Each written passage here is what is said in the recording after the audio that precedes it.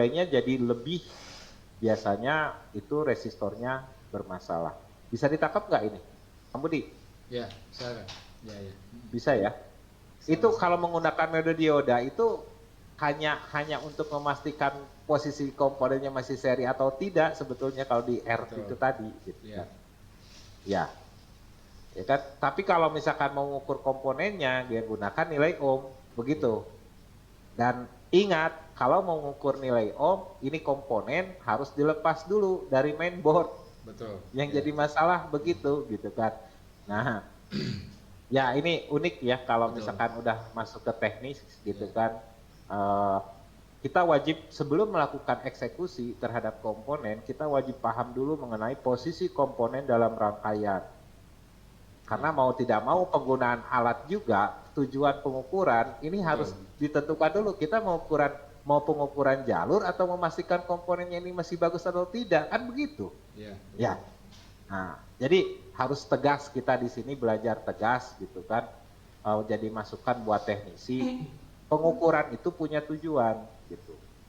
Tujuannya mau memastikan apakah si komponen ini masih berada pada posisi seri di dalam rangkaian atau ingin memastikan si komponen ini bagus atau tidak, kan begitu. Yeah. Kemudian ingin menentukan berapa nilai si komponennya, kan itu. Jadi harus ditegaskan juga Kang Budi itu mulai dari sekarang teknisi itu harus tegas-tegas karena ini mau pasti ya, kan begitu.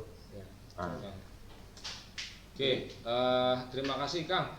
Ada pertanyaan lanjutan masih berhubungan. Jadi kalau R-nya itu di jumper Kang, itu bisa bikin handphone mati nggak Kang? Kalau mati enggak, kalau mati enggak. Cuma error pasti kalau itu dibuat di jumper itu U1001 akan memberikan interupsi yang enggak jelas. Kenapa? Karena perubahan nilai hambatan akan mengubah aret instruksi ke U1001-nya itu nanti fuel gas interruptnya itu akan berubah juga gitu. Jadi tolonglah kita ini kan mohon maaf gitu dengan keterbatasan ilmu kita ya kita ikutin dulu aturan yang ada di rangkaian. Betul. Begitu. Kalau kita mau modifikasi, kita harus sudah cukup ilmu, sudah tentunya begitu. Maaf ini mah, ya saya harus ngomong tegas dan dari dulu saya begini gitu kan, supaya apa? Supaya rekan-rekan mau belajar, intinya begitu. Tidak belajar aja sudah bisa menghasilkan, apalagi dengan belajar sudah tentu berlipat-lipat hasilnya, begitu. Ya, kamu dia. Betul ya. Ya. Oke. Kang, satu lagi Kang pertanyaan boleh Kang? Mangga nggak mau gratis nih mah. Santai we. Oke. Kan saya juga di sananya kan ngobrol santai, tapi di sini saya akan menyampaikan bahwa dalam setiap rangkaian itu ada tujuan. Kenapa harus diletakkan komponen U1001? Kenapa harus diletakkan resistor? Kenapa harus diletakkan kapasitor di situ? Berarti satu perangkat itu punya sistem kerja. Kan begitu ya. Jadi jangan hanya ibaratnya oh ini bisa dibepas, oh ini bisa diukur, no problem ya saat itu bisa nyala 2-3 hari nanti balik lagi gimana dengan kerusakan yang lebih parah biasanya kan begitu. Karena pengen down buka nota duluan ya Kang ya. Ya yang dibahas sama Kang Budi ini adalah pengubahan dari VBAT menjadi VPH power. Dari VBAT ke VPH power itu lewat berapa komponen loh. Pada saat arus itu lewat ke rangkaian tersebut, SMB atau dari konektor baterai sampai ke SMB-nya itu mengaktifkan yang disebut dengan baterai monitoring system. Jadi baterai itu benar-benar dimonitor. Nah, bagaimana kita yang suka main bypass begitu? Kenyataannya bisa Pak Don, ya betul. Tapi dalam jangka waktu lama itu efeknya lebih buruk lagi. Kenapa? Karena controlling dari current flow-nya itu tidak tepat. Sudah jelas nanti ada ya pokoknya alertnya akan lain. Alert itu artinya begini. Peringatan. Peringatan akan ada warning nanti yang akan muncul alert sehingga ya apa aret ini, kalau aret ini muncul itu jadi intrup. Nah, intrup itu kalau di sama SOC kebaca, ini akan muncul terus di layar. Kalau sudah muncul di layar terus, mana mungkin kita mau eksekusi yang lain. Kenapa? Kalau sebelum intrupnya ini diselesaikan, maka akan tampil terus di layar seperti itu. Itulah yang akan sering terjadi. Kenapa pada saat dinyalakan pertama ponsel dinyalakan, itu akan ada beberapa intrup masalah baterai ini, baterai tanda seru atau baterai suhu terlalu tinggi. Nah, sebenarnya itu kan akibat dari beberapa intrup yang ditampilkan karena ada perangkat yang bermasalah dalam skala kecil atau sensornya kalau dikatakan begitu. Ya, Kang Budi. Ya, luar biasa. Ya. Siap, siap. Ada lagi Pak Ciko? ada. Ya. Pertanyaan masih banyak nih Kang, cuman saya coba sortir aja. Memang sebenarnya pertanyaan masih berhubungan semua dengan apa kerusakan charging ya dengan jalur feedback. Jadi ada satu lagi nih Kang dari Kang Tegalwangi pun. Izin tanya guru, ukuran ya besar atau kecilnya kawat jumper apakah berpengaruh ke depannya saat kita jumper jalur feedback awet atau tidak nantinya? Ya, alhamdulillah. Ini pertanyaan ini berkaitan dengan hukum elektronika dasar, yaitu luas penampang bahan atau materi Dan dan koefisiennya juga nanti berkaitan. Jadi kalau ditanyakan ini jebakannya luar, luar biasa nih jebakannya. Iya, gitu. Banyak orang yang menggunakan kabel jumper yang biasa. Dengan kabel jumper yang kalau kata saran itu kabel jumper itu yang paling bagus itu kalau kata saya kabel handsfree. kabel Ya, serabut ya Kang ya, ya, tipis ya. ya, kabel handsfree itu satu kabel handsfree itu bisa sampai 1000 handphone loh. Itu kan handsfree Hmm. bekas. Satu kabelnya itu termasuk kabel yang dikatakan absterem. Ya, kabelnya itu sebagai punya nilai hambatannya juga rendah. Kemudian dia terlapisi dengan email. Jadi kalau kita jumper, selain bahannya lentur juga, jadi kalau saran saya kalau menggunakan bahan untuk kabel jumper, gunakanlah kabel handsfree ya. Satu bahannya juga lebih bagus, lebih lentur, tercover dengan email dan nilai hambatannya jauh lebih rendah. Dan ini pun nanti kaitannya, makanya ini bahasanya akan luas sekali ya. Nanti kasus charging, handphonenya pakai quick charging, kabelnya nggak pakai kabel yang bawaan standar. Nah itu kan jadi pengaruh juga karena nanti ini akan berkaitan dengan current flow atau arusnya ya arusnya dan bahan mediatornya atau bahan itu nanti punya masing-masing bahan punya nilai hambatan. Nah, arus dan hambatan ini berbanding terbalik gitu kan prinsip dasarnya. Logika dasar dari arus ini jika hambatannya besar maka arus yang akan melewatinya jumlahnya akan sedikit. Dan jika hambatannya sedikit maka arus yang akan melewatinya jauh akan lebih besar. Arusnya Jadi besar. ya, ya. Jadi perlu juga wawasan tambahan untuk para teknisi kalau mau pakai jumper jangan pakai kabel yang buat misalkan kalau kabel jumper yang digulung ya ada kan yang 3.000, 5.000 seperti itu. Tapi saran saya pakai kabel itu aja. Karena kalau kita kabel handsfree. Karena kalau kita ngejar ke bahan kabel, sebetulnya jalur yang ada di mainboard itu akan lebih kecil lagi dibanding kabel handsfree. Nah, gitu kan. Ya, sudah itu aja lah pokoknya sarannya pakai kabel handsfree. Hmm. Sok, mangga, mangga.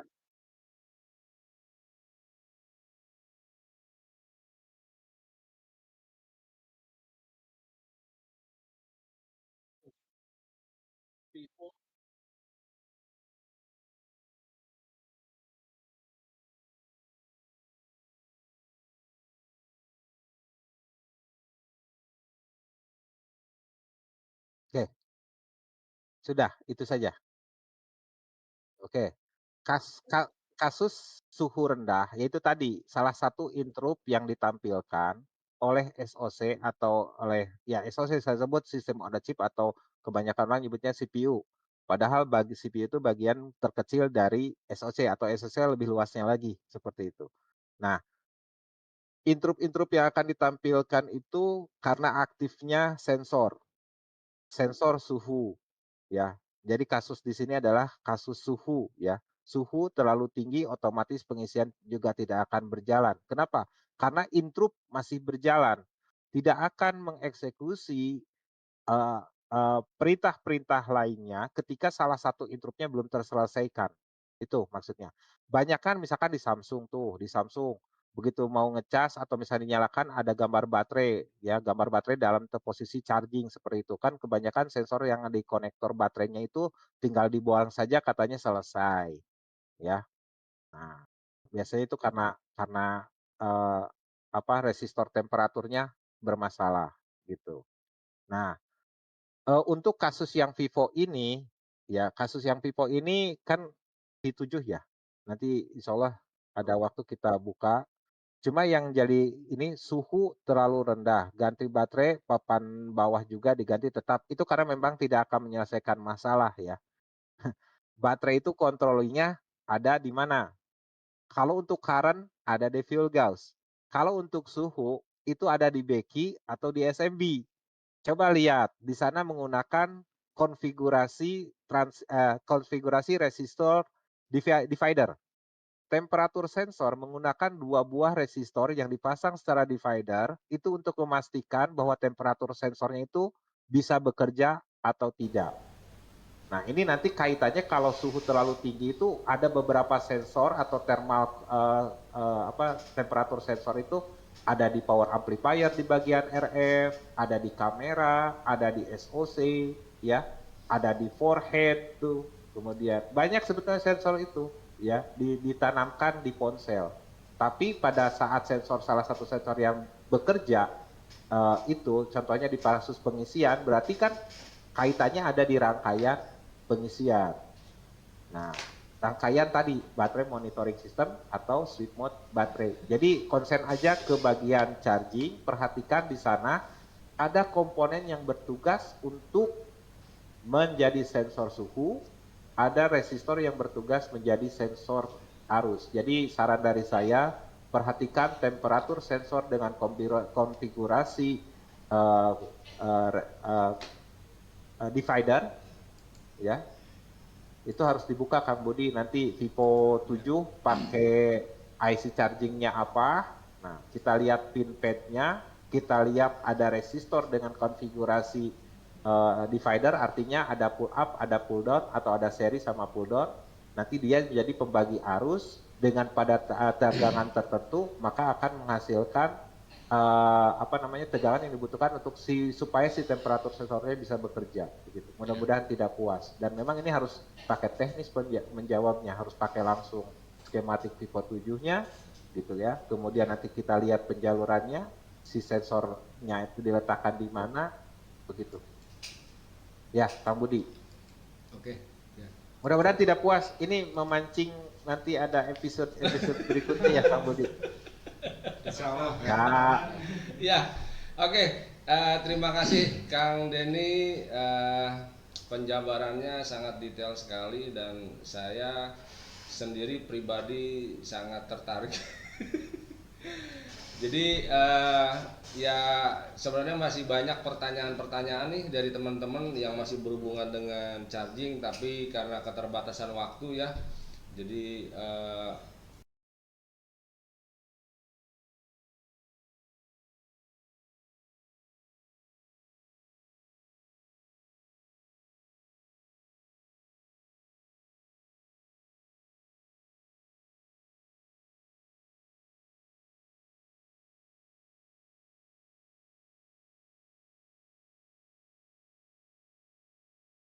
kayaknya sampai subuh deh kayaknya.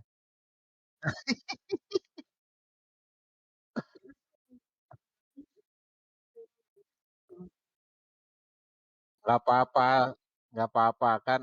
Ya inilah saya senang nih kalau misalkan seperti ini.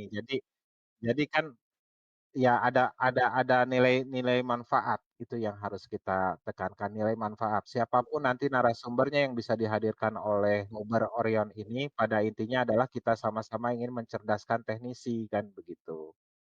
Jadi teknisi itu kan punya proteksi, ya, ya kan perlu sensor, iya gitu.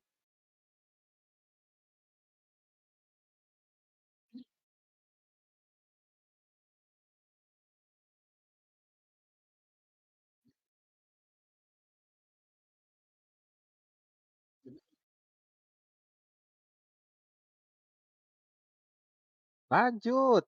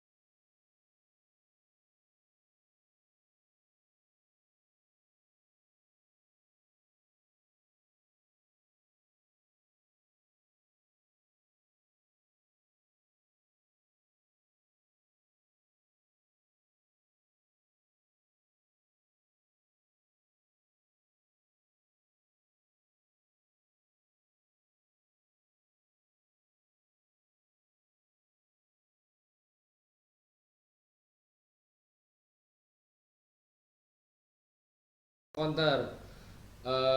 Saya cek baterai ID masih terhubung baik jalur yang sudah di jumper. Nilai pun masih ada, tapi charger error notifikasinya tidak hilang. Apakah sebabnya itu kira-kira? Oppo F9 kasus charger error ya, Betul, Bang. dikarenakan jalur pibat ID-nya putus efek dari, nah ini Kang Budi, nah nggak apa-apa dibuka langsung Kang Budi F9. Nggak apa-apa, spesial buat episode 3. Iya, nggak bagus bagus. Ya ini kan memang bahasanya eh oke nanti ini ada lagi tuh. Nah, nanti begini. Ini bagus nih. Jadi dari baterai masuk pembahasan Kang Budi kan tadi sebenarnya dari baterai masih masuk jadi PPH power gitu Ya. kan. Belum belum konteksnya belum ke konteks charging gitu. Masih dalam pengembangan fibat dari jadi PPH power. Betul. Nah, belum juga nanti pendistribusian PPH power ini juga akan lebih Iya, banyak lagi masih banyak lagi gitu. akarnya gitu kan. Iya. Akan lebih banyak lagi akarnya, akan lebih panjang lagi akarnya. Nah, oke, itu Kang Budi langsung buka aja yang kasus tadi charging. Ini kan kaitannya nanti di Becky atau di SNB kan begitu. Ya. Ya, itu Eh, F9-nya ada buat IC-nya nggak? Oppo F9 ya. Hmm, Oke, saya buka dulu ya. siap. Oke, sambil nanti Kang Budi buka. Karena saya juga nggak mau asal jawab kalau nggak ada dasarnya gitu kan. Takutnya nanti salah persepsi juga. Wih, bisa kalau cantik. F9 dengan bot ID berapa ini? 2DB 120 ya. Itu ditanyakan aja langsung ke itunya. Hmm. Kayaknya server lagi nakal nih. Betul tadi sama Abah Guru Metik, memang kita di sini harusnya ada sambungan ya, ya Kang ya. Jadi setelah Ya, pengolahan betul. pibat, distribusi PPA power atau distribusi PCS seperti itu. Ya. Hmm. Baru nanti ke apa tentang charging seperti itu. Hmm.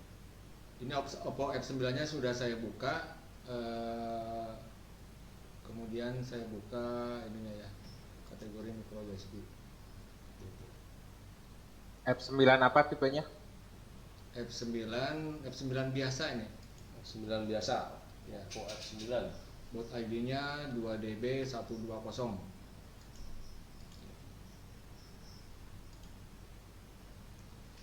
Sudah dibuka kamu di. Woi, Ya.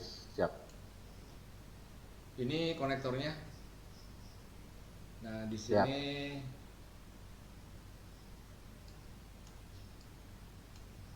oh ya. Kan di Nah, IC biasanya ada IC-nya tipe berapa? betul. Biar Ini kayaknya kita begini, buka. Kang, kalau boleh saya usul ya. Ini kayaknya sebelum kamu ngebahas ke sini, karena saya lihat polanya ini sebetulnya sama tapi beda. Ada samanya, ada bedanya itu ya. Nah ini apa IC backing-nya itu ya, cuman beda kode gitu ya.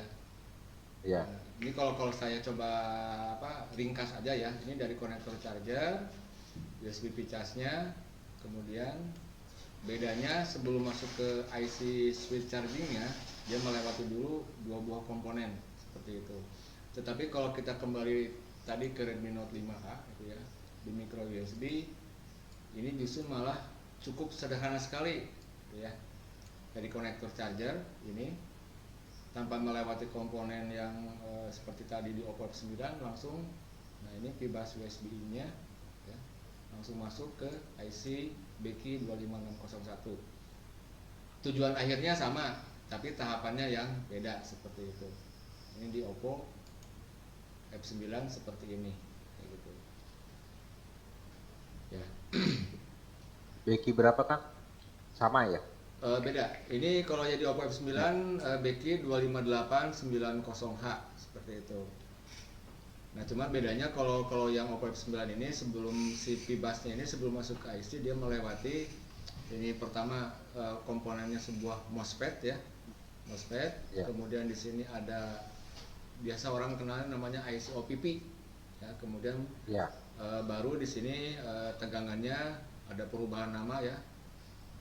Masuk ke IC charging dengan kode IC-nya BQ25990H seperti itu. Nah, perbedaannya di sini kalau dari sisi rangkaian yang sederhana ya ini yang sangat sederhana sekali. Betul ya, Kang ya?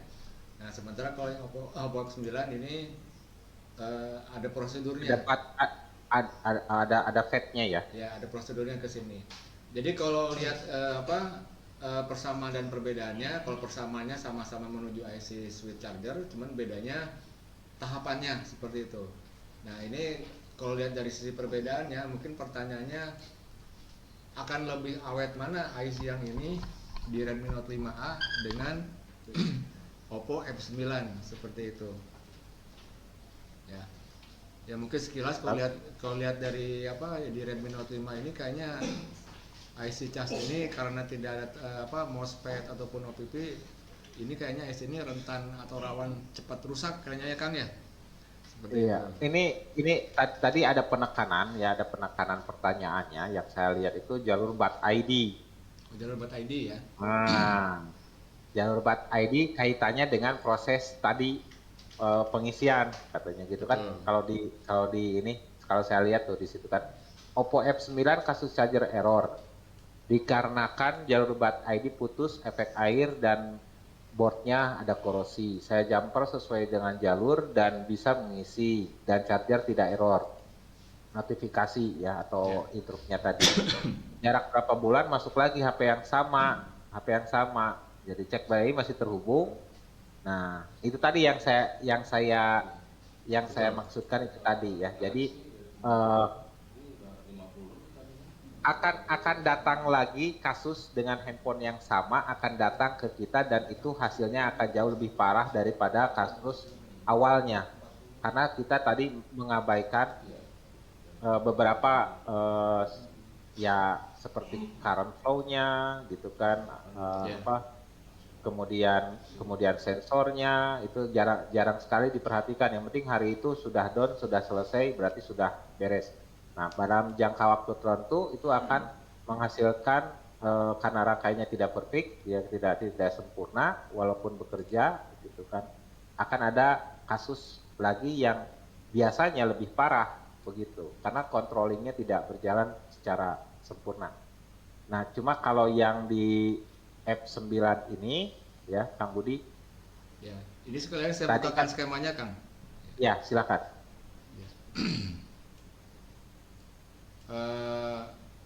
Ini konektor baterainya. kita lihat jalur BAT ID itu biasanya nggak langsung ke ini, dia akan langsung masuknya ke power biasanya ya, karena dia jadikan untuk posisi BAT on atau jadi posisi BAT sensor.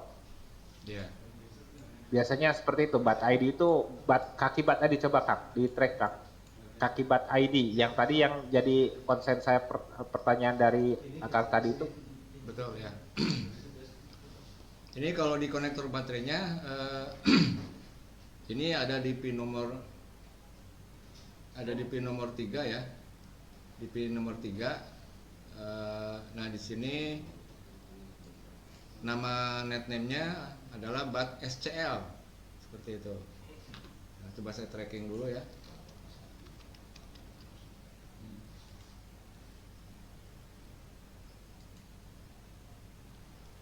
BAT SCL.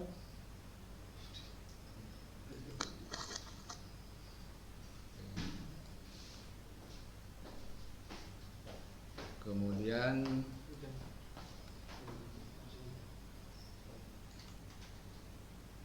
sebentar ya. Ya.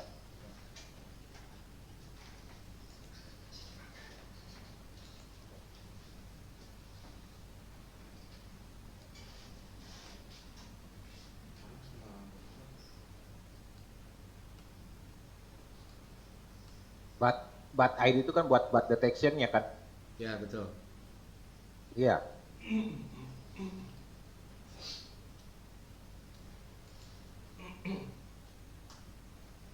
Errornya error BAT detection berarti ya itunya.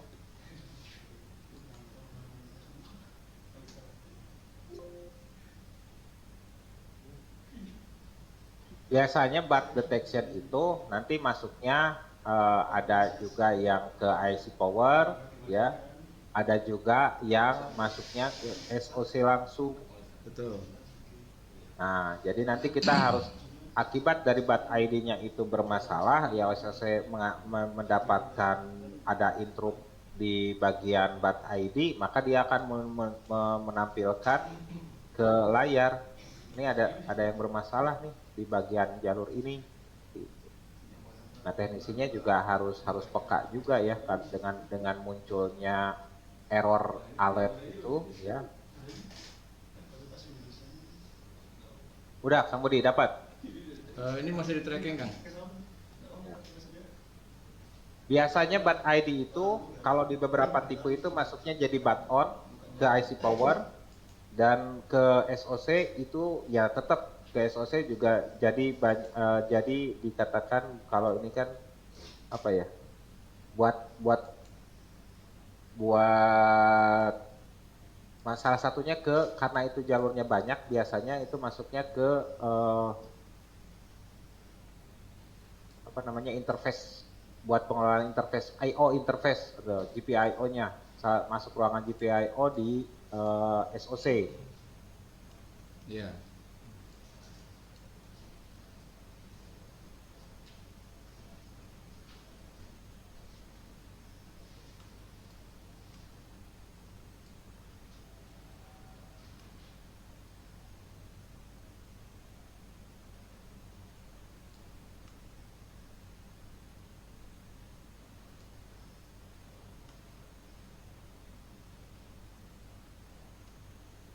Luar biasa, pertanyaannya bagus-bagus ini.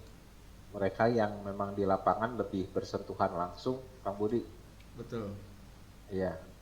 Tapi mudah-mudahan para teknisi masih perlu teori ya. Iya, saya khawatir, benar, saya paling khawatir kalau saya menyampaikan materi langsung di-cut, teori katanya.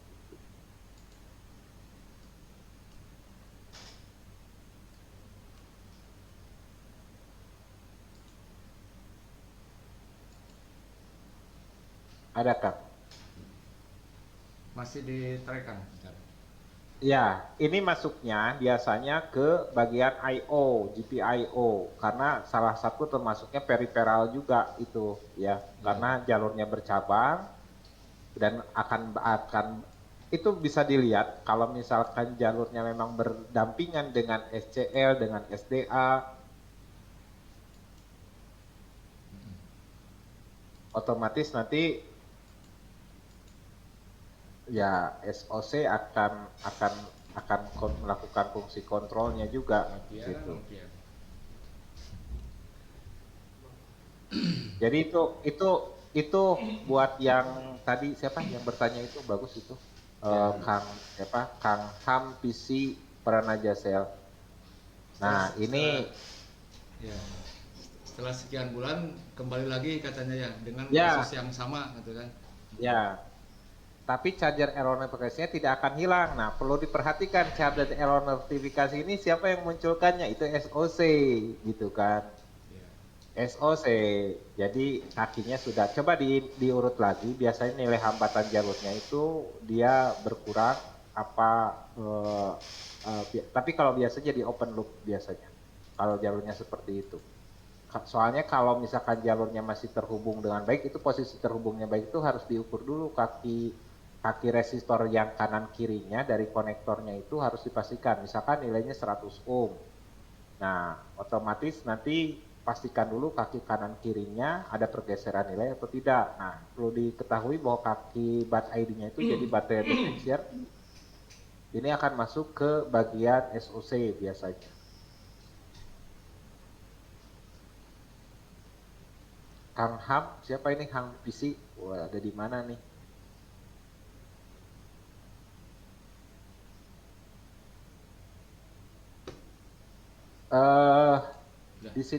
Di sini banyak pertanyaan yang konteksnya itu ke pengisian ya Kang Budi.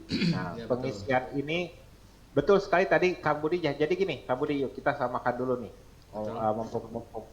Mumpung masih ada waktu. Banyak yang mengistilahkan IC itu beki atau misalkan, oh ini IC charger. Ya, kita luruskan malam ini. Itu bukan IC charger, tapi IC switch charger atau switch mode battery. Ya, kenapa? Kalau disebut IC charger, berarti IC itu memposisikan hanya untuk pengisian saja. Jadi tidak nge-switch ke perubahan baterai secara auto gitu. Jadi hanya oh ini IC charger ya sudah tugasnya pengisian begitu. Nah di smartphone ini digunakan switch charger, dia switch gitu. Artinya itu apa? Ada pola dia untuk mengisi, ada pola dia untuk kan nanti kalau jalur Fibas itu ada kondisi Fibas 1, Fibas 0. Kalau Fibas 1 berarti jalur Fibasnya sedang ada tegangan, dia akan mengaktifkan kaki switch. Jadi kaki 1, switch 1, artinya high switchnya. Kalau Fibas high, switchnya juga jadi high. Saat baterai sudah penuh, interruptnya berjalan, maka diputuskan jalur Fibasnya, switchnya jadi 0. Maka output dari switch chargernya juga jadi 0. Maka yang bertugas selanjutnya menjadi sumber VPH power adalah Fibas, kan begitu? Ya, Kang Budi. Betul. Jadi ini edukasi sekali ke teknisi, ya. Jangan lagi menganggap enteng pengubahan baterai ke VPH power, proses charging dari Fibas jadi VPH power, yaitu betul-betul mengandalkan switch mode battery ini atau switch charger ini, betul-betul dia tugasnya double job. Satu sebagai pengisian, kedua untuk nge-switch dari baterai jadi VPH power. Perlu diketahui juga kalau baterai itu sebetulnya harusnya sudah besar. Nah, ada komponen-komponen yang mengatur arus baterai supaya bisa masuk ke switch charger tidak dalam jumlah current flow yang banyak. Makanya ada sensor current-nya juga di sana. Ketika overcurrent, ya SMB-nya juga, SMB-nya juga nanti akan oh, ini overcurrent nih, gitu kan. Sementara untuk jadi PPH power itu diperlukan output current-nya yang harus sesuai dengan kebutuhan. Makanya baterainya miliampernya ada yang beda-beda, gitu kan. Kemudian nanti pas begitu jadi PPH power juga ampernya akan beda-beda. Nah itu gitu. Jadi ini bagus nih malam ini ini kan jangan lagi disebut IC charger, tapi ditambahkan switch charger atau juga switch mode baterai atau SMB. Gitu. Itu double job loh. Kalau di laptop ya ini esensi misalkan kalau di laptop. Kalau tanpa baterai pun pakai charger bisa masuk ke mode normal kan begitu. Di handphone tidak seperti itu. Pakai charger bisa hidup tapi tidak bisa masuk ke mode normal. Ada handphone yang pakai tanpa baterai colokan charger bisa masuk ke mode normal kan Budi? Ada. Hah? Ada nggak? Handphone tanpa baterai colokan charger bisa masuk ke mode normal ada nggak? Nggak ada ya. Dijamin tidak ada. Karena polanya juga beda. Kalau laptop bisa ya Pak ya? Kalau laptop bisa karena separator atau esensinya ada. Karena saya sering begitu tuh Pak. Ya kebanyakan kan kalau baterainya rusak udah pakai charger aja tuh Kang Budi bisa Biar dipakai. baterainya awet.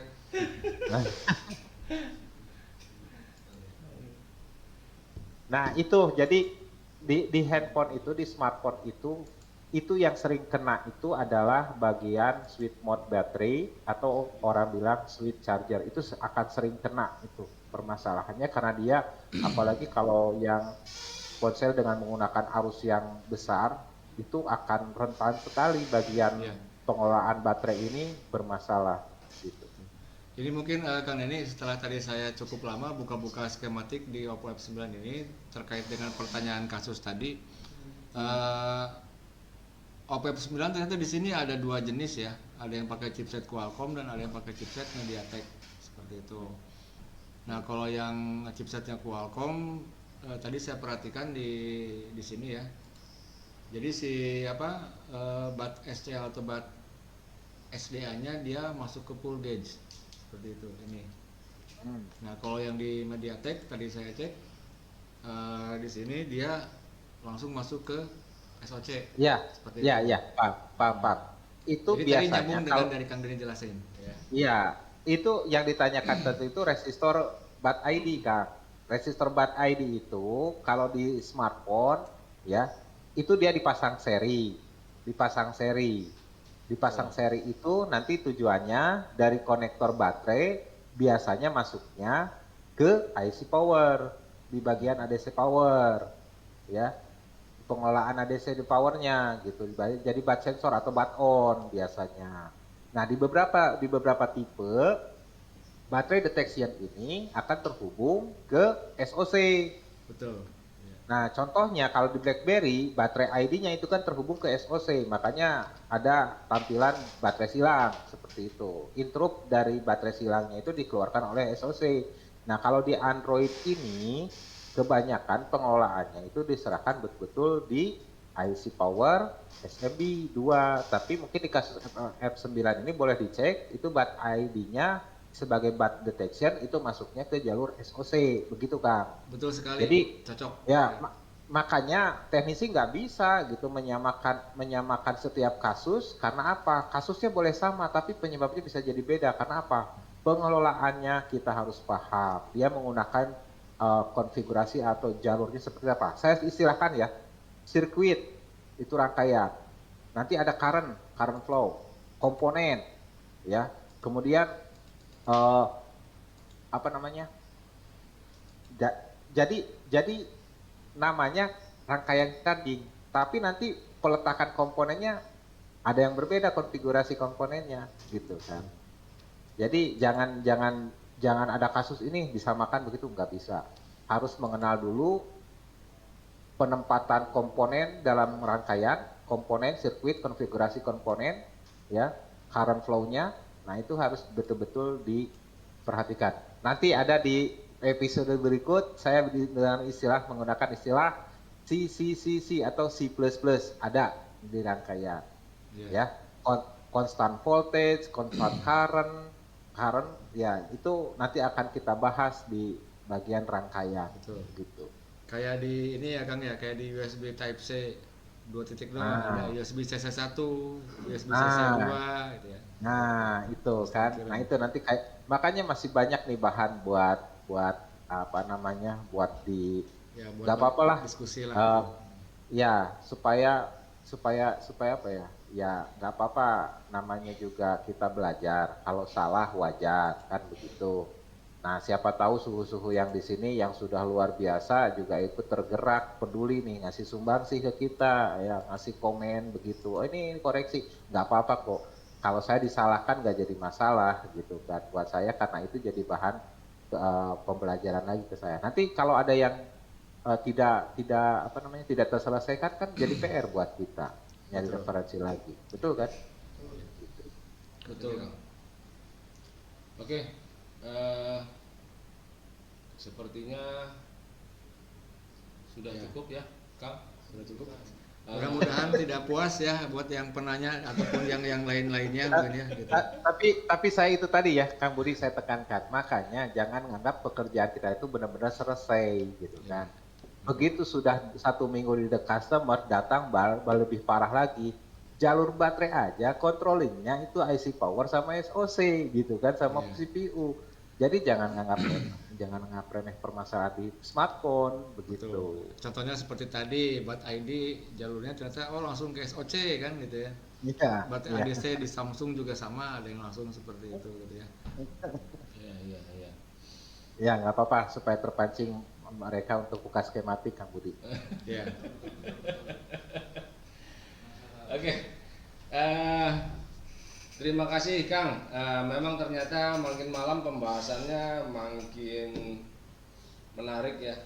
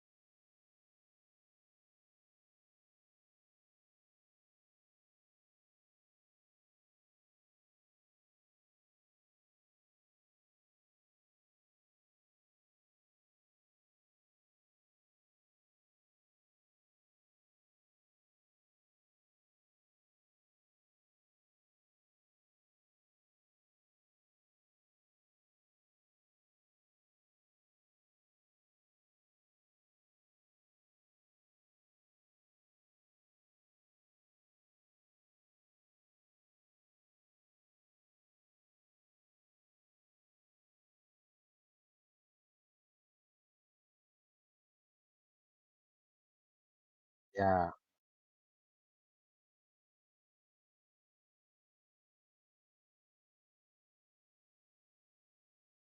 ya, sama-sama, sama-sama. Hmm.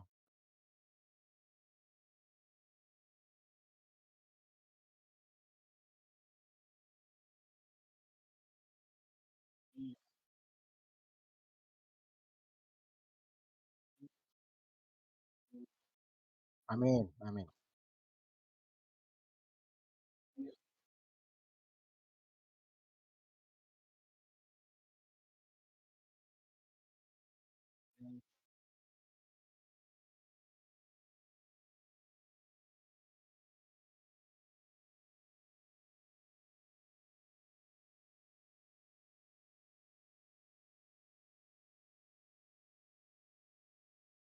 Betul, betul.